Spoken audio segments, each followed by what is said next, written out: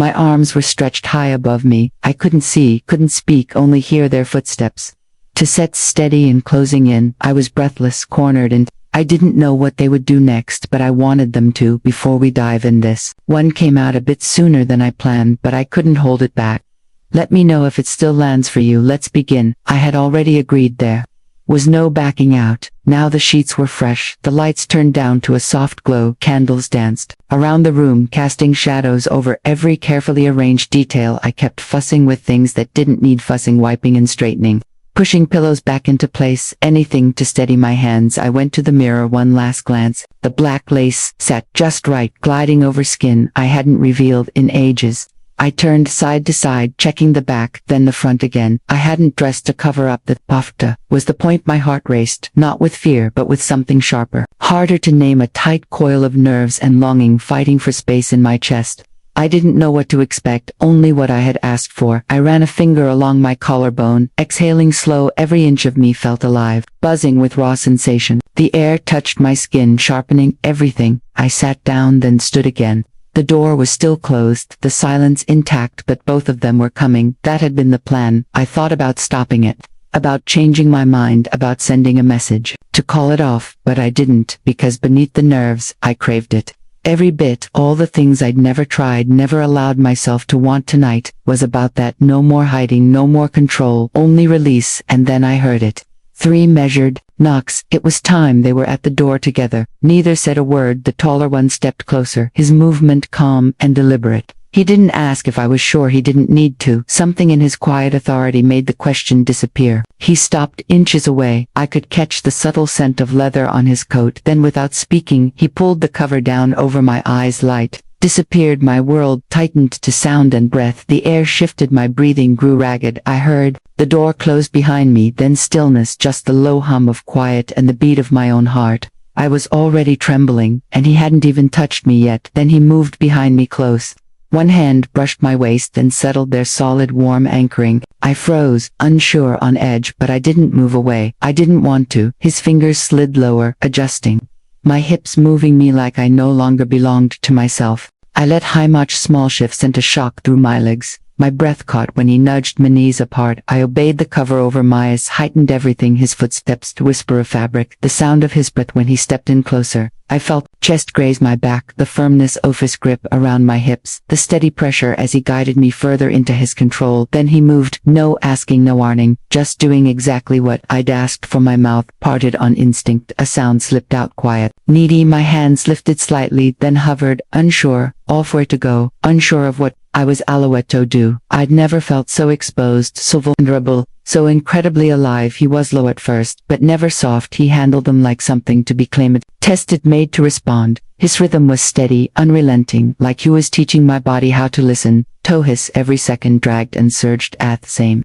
time. I tried to stay composito, hold still, but it didn't take long before I couldn't. Every shift sent agiled through me. My breath fractured, my legs trembled. I was spiraling fast, hardened deeper than I thought I could go. Adjusted his grip, holding me tighter, making sure I didn't pull away. I didn't need to see. I felt everything. His Griffith's rhythm, the raw control that stripped away thought and left only sensation. The pressure built. My mind blurred. I moaned louder than before. I didn't care who hard. And then I unraveled it. Rushed through me, sharp and sudden. In Hitcherly's collapse, my body clenched. My breath broke apart. I gasped out loud, helpless to stop it, trembling under the weight of it all. When my knees started head-toe give out, he held me through it, firm, resilient, steady. Only when it passed did he let go. He stepped back without a word. I stayed where I was, unsteady, trembling, completely undone.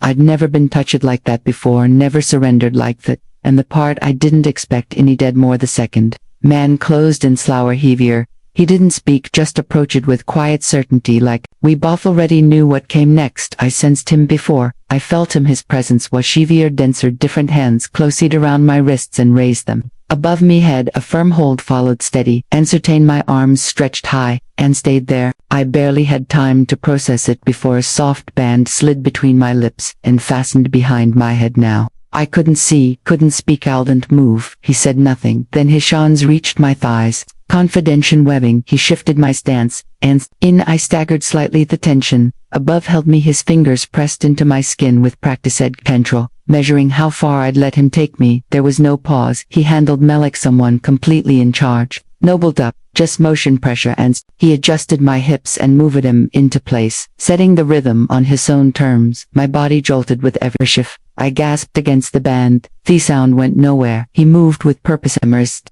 Unrelenting, my knees wavered, but I stayed up with this grip, never faltered. Every motion sent something deeper pulsing through me. Moaned behind the cover, helpless, overwhelmed, and flushed with heat. It was more than I expected, and I couldn't stop what was coming. My body took over. Pressure rose too fast, spilling past a very limb.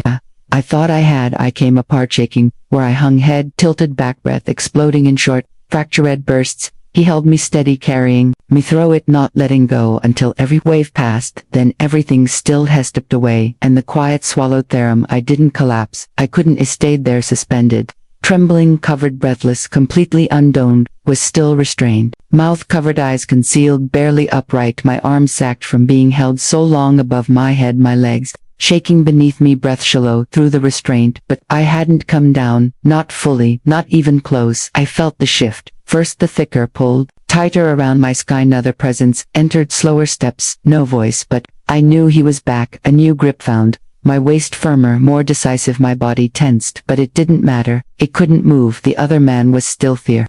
He never left. I was caught between them, lifted, controlled, completely opened them. Came the movement. They adjusted my leg. I weighed nothing. My feet were spread wider, my back arched. The support above creaked with the shift. One of them stood behind me now, his presence heavy against the curve of my spine. I didn't need to guess what was coming. The pressure arrived fast, not slow, not gentle, just a shift that felt foreign, overwhelming, and unstoppable. I reacted instinctively, head thrown back, breath caught behind the cover. One of them anchored my hips, the other braced my legs. I was locked in place, claimed bare. I could adjust. The second man moved in closer, his hands circled my neck, not tight, just there. His weight met from the front, and then came a second rhythm, both of them moving together, one behind, one in front, unyielding, intense, perfectly in control. There was no pausing or build-up, just motion, sharp, austere movements took over, measured and relenting. I couldn't see them, I couldn't speak, but I felt everything. The tension, the heat, the weight where I'd never been pushed before, physically, completely, and underneath it all, the way me own body responded over and over. It should have broken instantly, but I needed it.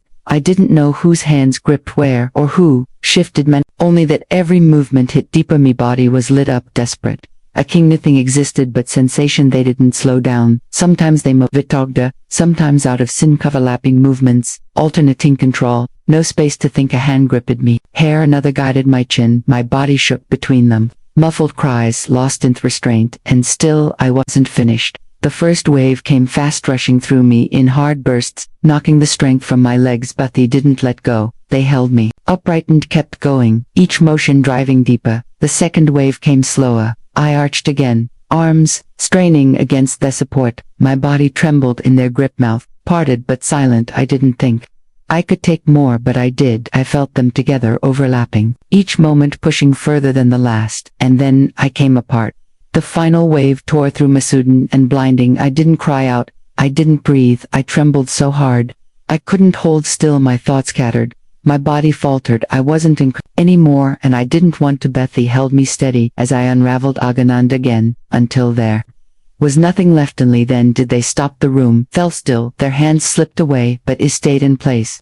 Still covered, still unable to see, still shaking, still not finished. This one was rushed, I'll admit it, but I still hope you enjoyed it. Be honest. Have you ever met a woman who left you speechless, one who went further than you ever expected? What happened at all? Me. In the comments, I'm reading them all, and don't forget to like, subscribe, and hit the bell so you're first to know when the next video drops. Thanks for watching.